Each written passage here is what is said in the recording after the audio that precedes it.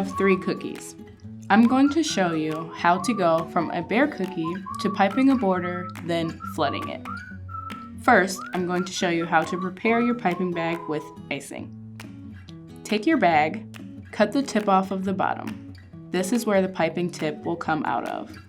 You want to put the tip in the bag and push it down to the bottom of the bag.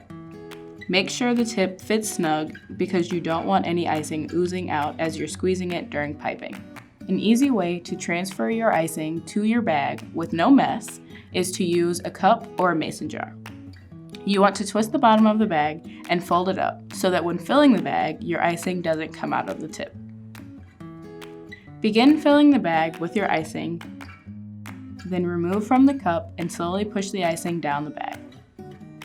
Then, you can take any rubber band you have around your house and secure the bag. This ensures that no icing will squeeze out of the top when piping. Now, you want to take your toothpaste consistency and slowly pipe around the cookie. Be sure to keep the bag lifted from the cookie because it's easier to control.